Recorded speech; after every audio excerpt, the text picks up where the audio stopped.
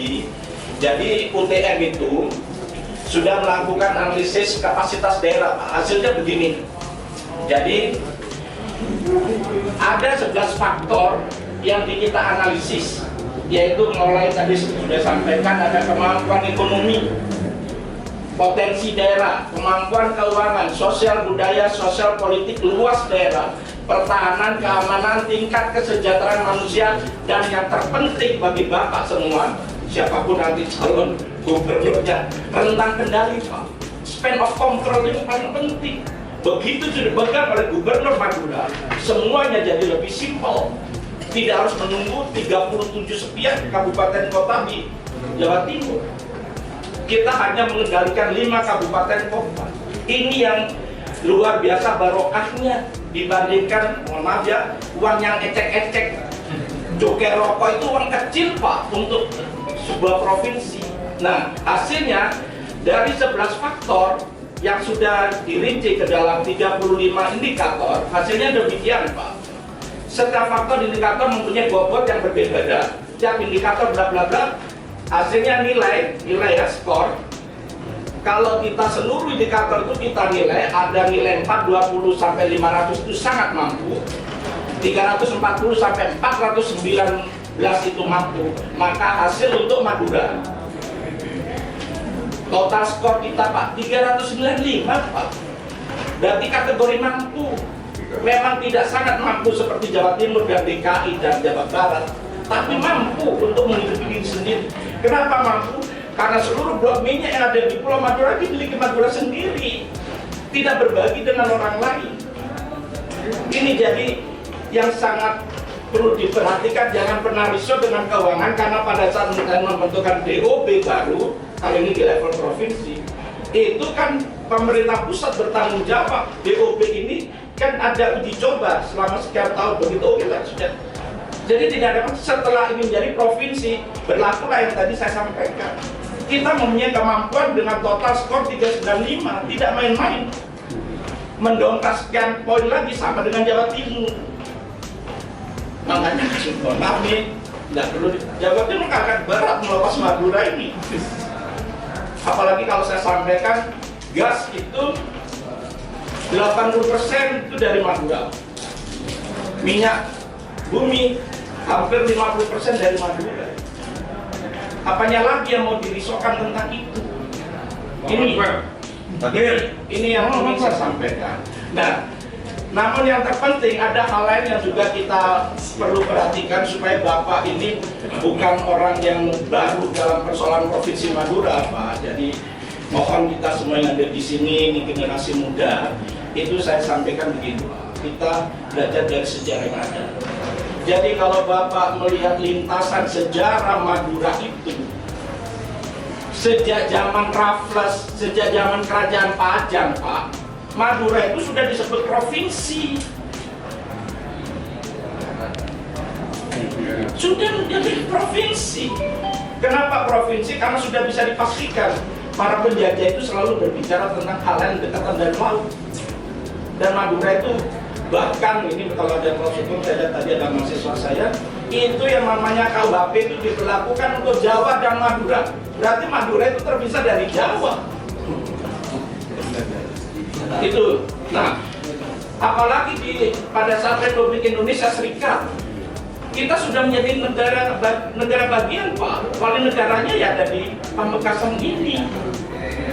Nah, setelah situasi berubah, yang mungkin karena saat itu tidak ada DPRD di Pamekasan gitu, Pak ya, akhirnya terjadilah Kepres tahun 50 itu yang membuat negara Madura itu leveling down.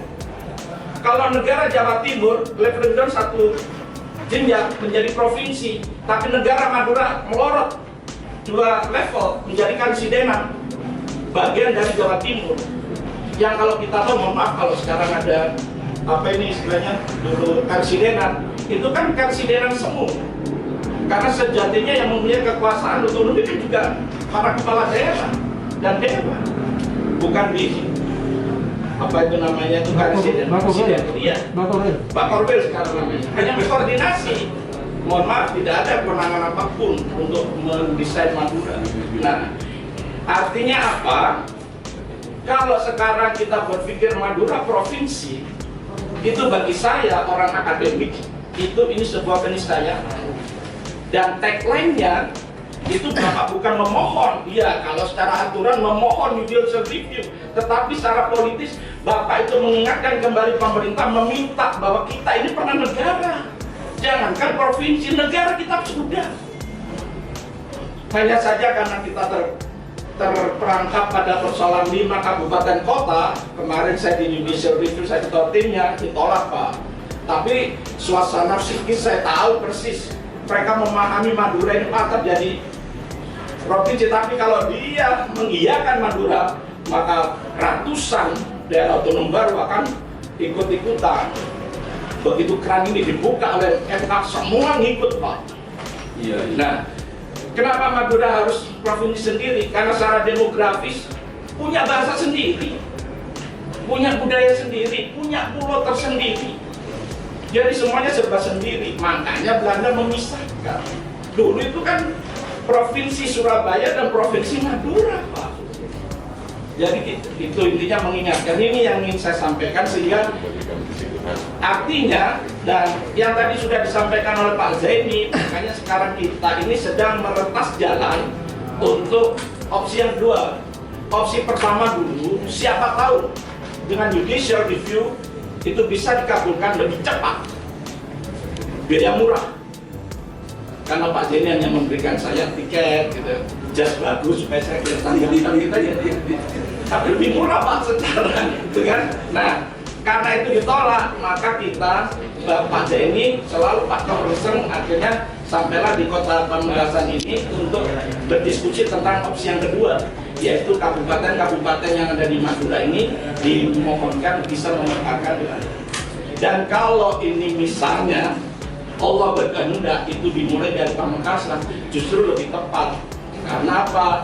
Karena dari sisi center of Madura, dari sisi geografi macam-macam, memang Pamekasan sudah punya pengalaman sebagai pernah punya wali negara, sudah pernah menjadi badan negara yang ada di itu. Jadi tidak masalah bagi kami akademisi dimanapun, tidak ada masalah. Yang terpenting fokus kita Madura itu segera provinsi.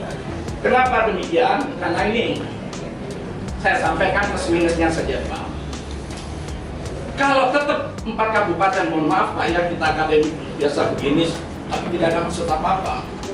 Kalau tetap 4 kabupaten, kehidupan kita stagnan Pak. Ya seperti ini, Bapak tidak punya kantor dengan mohon maaf.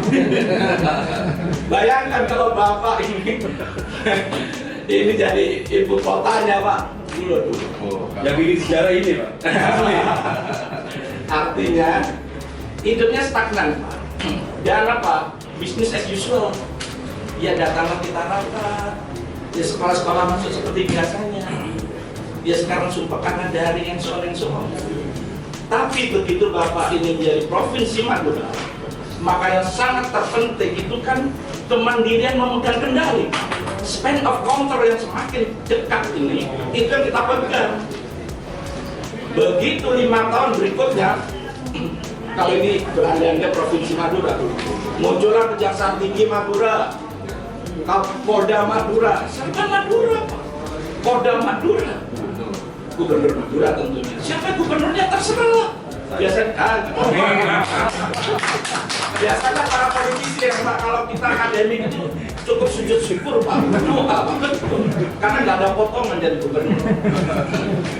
Jadi itu Pak. Tapi kalau betul span of control dicapai dengan provinsi Madura itu, kesejahteraan masyarakat lebih mudah dicapai. Kenapa? Karena kita mengatur diri sendiri. Hakikat kehidupan ini kan otonomi mengatur diri sendiri Pak. Ya kalau ngikut-ngikut orang ini kan nggak gimana gitu Pak ya. Jadi ini Pak yang dihormati, yang terhormat, sebetulnya di tahun 2017 kemarin kita sudah menyepakati di awal waktu Pak Taufik masih menjabat sebagai ini kantornya beliau. Jadi ini hasil rapat lintas fraksi terkait rencana pemekaran Kabupaten Pamekasan menuju Madura Provinsi 2017 kemarin sudah. Terus kemudian Yang pertama, melakukan kajian yang intensif dengan melibatkan semua perguruan tinggi di Pamekasan dan semua elemen masyarakat. Yang kedua, membuat naskah akademik terkait pemekaran Kabupaten Pamekasan, dampak positif dan negatifnya. Jadi mohon Pak Haji Zaini disampaikan ke Ketua DPW saya nanti, karena saya ditopong juga. Bukan hanya Ketua DPW, sampai Ketua DPP juga ada. Terima kasih. 3, berkonsultasi dengan panitia pembentukan Madura Provinsi. 4, berkoordinasi dengan Pemkab Kabupaten Pamekasan, membentuk panitia persiapan pemekaran Kabupaten Pamekasan, melakukan konsultasi ke DPD Republik Indonesia pada tahun tanggal 13 November 2017. Kalau saya berkesimpulan sedikit begini, Pak. Kemarin saya pernah mewacanakan terkait dengan pelaksanaan Perda nomor 6 tahun 2003 yang telah diterbitkan dulu di masa zamannya Pak Haji Sulimas, dan pada saat itu terkait dengan pemekaran desa dan kelurahan, kemudian pemekaran kecamatan, dan ini yang akan diwacanakan kami kemarin. Cuman wacana kami itu kandas gara-gara tujuannya apa gitu.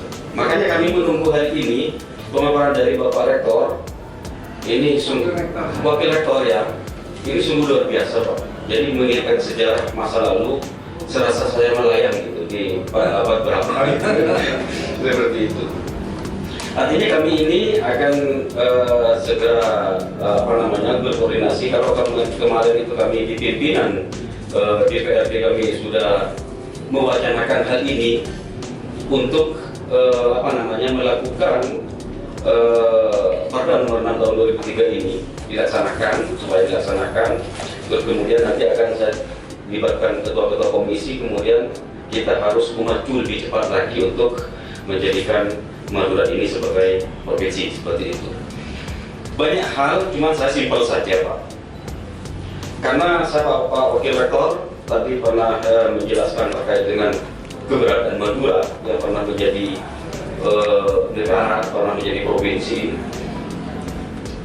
Kultur kita itu sebetulnya berbeda dengan kultur yang lain.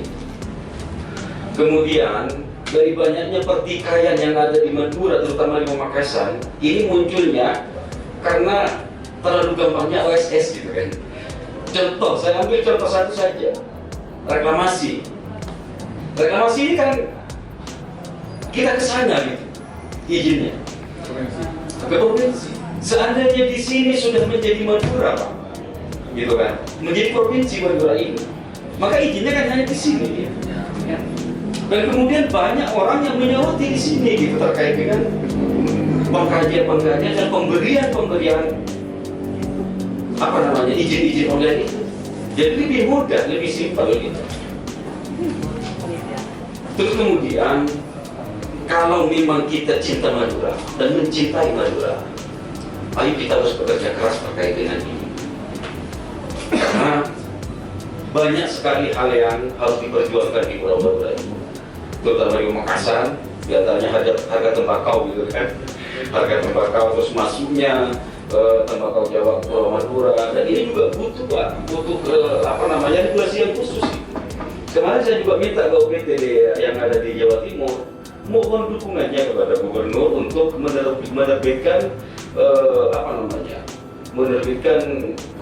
pergub bagaimana tembakau Madura, tembakau Jawa tidak berbeda seperti itu. Kalau kita punya power sendiri di sini, gubernur sendiri di sini, maka kita lebih mudah, Pak. Dan yang perlu diketahui, kalau ini benar, maka di Madura itu sudah terdeteksi ada 1 juta titik sumber minyak di Pulau Madura, dan ini terbesar dunia nanti. Mudah-mudahan ini benar, dan insya Allah benar. Mudah-mudahan benar dan insya Allah benar. Dan ini mungkin yang tidak Madura tidak mau dilepaskan dari Jawa Timur, mungkin ini salah satunya Pak. Jadi bukan hanya persoalan inisial review, kalau misalnya Madura ini dibukakan semuanya meminta pemekaran, kalau saya berprinsip ini satu-satunya cara. Yang 1 juta titik sumber minyak ini mungkin ini yang menjadi kunci utama bagaimana Madura itu tidak boleh bisa dengan Jawa Timur. Jadi mungkin ini ada dari teman-teman yang lain, ketua komisi atau fraksi atau wakil ketua. menjelaskan sedikit. Silakan. Assalamualaikum warahmatullahi wabarakatuh. Waalaikumsalam. Terima kasih Ketua Dewan, para alim ulama, para bapak-bapak sekalian, terutama kita ini yang saya hormati. Terkait dengan permasalahan Provinsi Madura ya. Bapaknya Ketua MUI Pamekasan menyerahkan kepada saya. Oke, kita ingin dia mungkin. Bapak Ketua DPRD yang saya hormati dan wakil-wakil terima kasih komisinya hadir, Bapak semuanya harus perjuangan. Alhamdulillah nampaknya sudah ada titik temu antara media dengan DPRD, sudah jelas siap untuk dijalankan. Insya Allah kita nunggu barusan, mungkin kita pamit dulu di Bupati, mungkin kalau ada kita surat sudah bisa, kalau ada mungkin sekali-sekali suratan. Yang ketiga, sebetulnya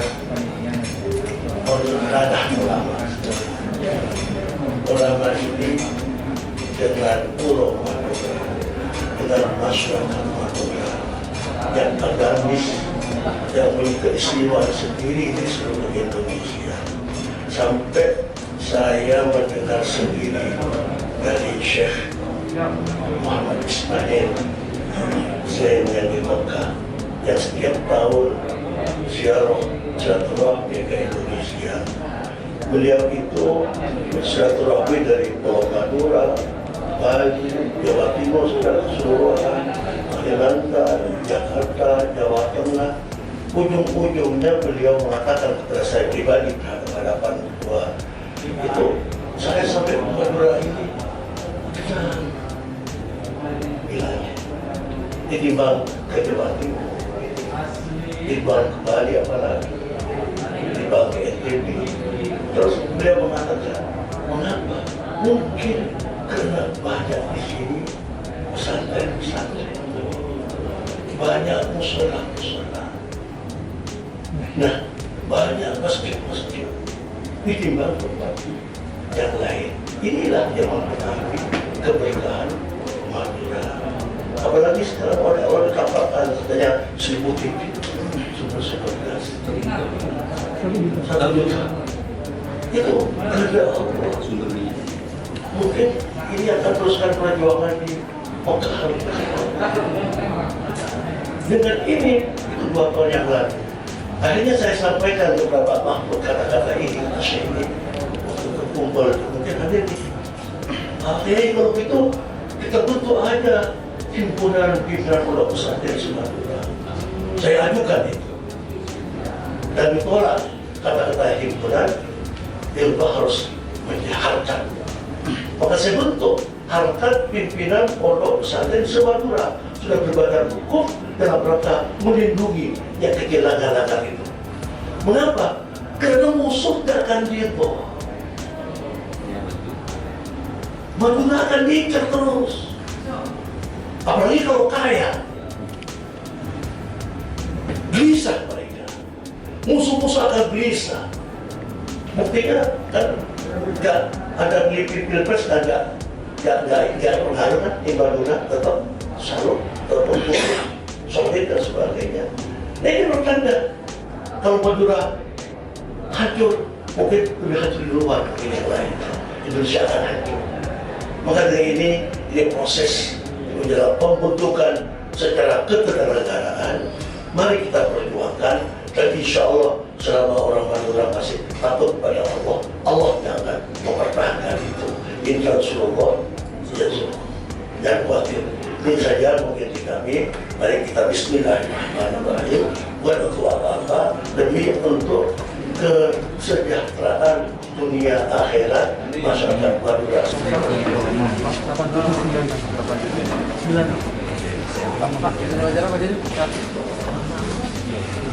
Oke, Assalamualaikum warahmatullahi wabarakatuh. Alhamdulillah pada pagi ini Panitia Nasional Persiapan Pembentukan Provinsi Madura menghadap Ketua DPRD Kabupaten Pamekasan Beliau sudah siap untuk memekarkan kota Pamekasan menuju Provinsi Madura. Jadi dalam arti Madura akan segera menjadi provinsi. Beliau sudah menjamin dan insya Allah 99,9% beliau mengatakan Madura akan segera terbentuk menjadi provinsi dan sudah bukan akan-akan lagi. Jadi ini sudah bukan impian, ini sudah kewajiban untuk masyarakat Madura agar Madura menjadi provinsi. Syarat pembentukan provinsi ada beberapa kabupaten, Pak. Ini makanya Pamekasan akan menambah 1 kabupaten lagi, menambah kota menjadi 5. Pamekasan. Opsinya kenapa yang dipilih Pamekasan? Dulu kan sempat diwacanakan Bangkalan dan Sumeneb. Ya, karena Pamekasan adalah ibu kota ada bakal dari sejarah.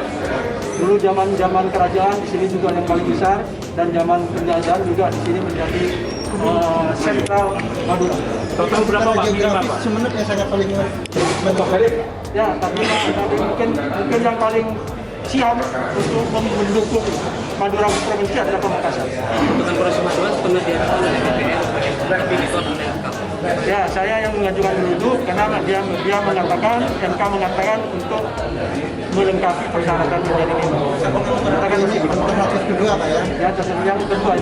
Pak, sejauh ini apakah sudah ada rekomendasi dari para bupati di 4 kabupaten? Ya, 4 kabupaten sudah memberi kuasa kepada kami. Ketua DPRD memberi kuasa kepada kami. AUMA alias Ulama Madura juga memberi kuasa kepada kami. Basra juga memberi kuasa kepada kami. Jadi semua total sudah Madura setuju total. Madura.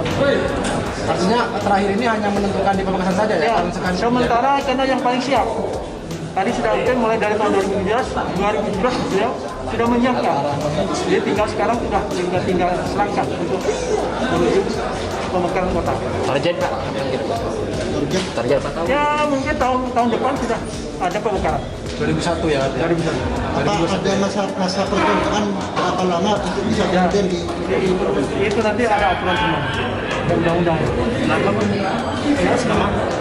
Nama. Ketua Panitia Nasional Persiapan Pembentukan Provinsi Madura Haji Ahmad Zaini Anwar. Terima kasih. Terima kasih. Mana Pak Ketua? Ayo Pak Jemur. Aja Bu, selaku panitia dulu. Apa? Panitia dulu. Pak Jemur, ini kan setelah 2017 ditolak di MK, ini sempat down dan baru-baru ini baru dilihat lagi. Ini kenapa? Memang kita harus low profile dengan kondisi yang ada karena di MK kita boleh dikatakan kalah sehingga gagal semuanya. Walaupun secara hukum, kajian hukum kita menang, tetapi dasar pada saat itu ada peraturan yang dinyatakan oleh Presiden bahwa tidak ada pemekaran, sehingga walau bagaimanapun tetap tidak akan ada pemekaran. Nah, pada saat sekarang ini kesempatan emas karena daerah provinsi kabupaten lain dengan DOB ini daerah otonomi baru ini sudah diberi kesempatan untuk memekarkan. Nah, pada saat sekarang Madura kalau tidak mekar, maka bukan penduduk Madura lagi yang bahkan masyarakat yang seantero Nusantara ini, Madura akan merugi semua. Karena apa? Setiap ada pertambahan kabupaten berarti otomatis ada tambahan sekitar 2 triliun ditambah dengan provinsinya nanti itu minimal ada 5 triliun sehingga ada pertumbuhannya nilai ekonomisnya ada sekitar 7 sampai 10 triliun untuk pembangunan Madura. Ini kesempatan emas kalau kita keluar dari peluang ini maka habislah Madura. Karena apa? Sampai sekarang Madura ini cukup besar, belum tersentuh oleh Provinsi Jawa Timur, boleh dikatakan dianarkikan, bahkan diabaikan. Kenapa? Setiap kita keluar ke Gresik itu jalannya. Saya menyambut baik ini terkait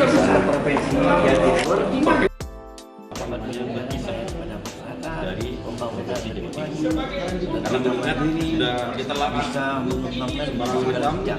Nah nanti ini sudah bisa menghasilkan dari hasil telahan dan juga bisa dijadikan Bakorunnya masih tetap satu itu Pak ya? berdirinya. Oh, ada Bakorun baru. Atau kalau sudah bisa dijadi itu Iya. ya bakal itu menjadi Provinsi wilayah. Iya, Ada kemungkinan juga nanti kantor gubernur akan ditempatkan di Bakorun ya? di Bakorun. Kemungkinan Kami harus besar. kerja keras. Kami harus Pak, bekerja seandainya keras ini dalam kan hal ini. target tahun 2021 ya, Kami dalam itu membutuhkan jadi growth Pamekasan dimekarkan gitu, dimekarkan menjadi kabupaten dan kota, dua kabupaten.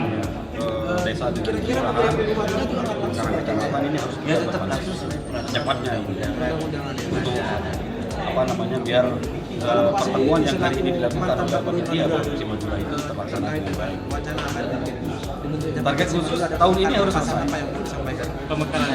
Bukan, pansusnya harus selesai. Pansusnya harus selesai. Saya upayakan pada tahun ini harus selesai pansus. Yang menjadi kendala terkait dengan apa namanya Perda nomor 6 tahun 2003 itu adalah munculnya moratorium. Jadi memang tidak diperbolehkan memang jadi sehingga mandek perda itu, dan perda itu sampai sekarang masih berlaku gitu. Nah, kalau masih berlaku perdanya maka ini harus diperjuangkan, harus diperjuangkan. Nah, sehingga nantinya kalau sudah ada pemekaran, saya yakin Pamekasan bisa menjadi kota dan menjadi kabupaten. Saya yakin bisa. Dengan SDM-nya, dengan SDA-nya, terus kemudian dengan dukungan-dukungan dari tokoh supaya Madura ini cepat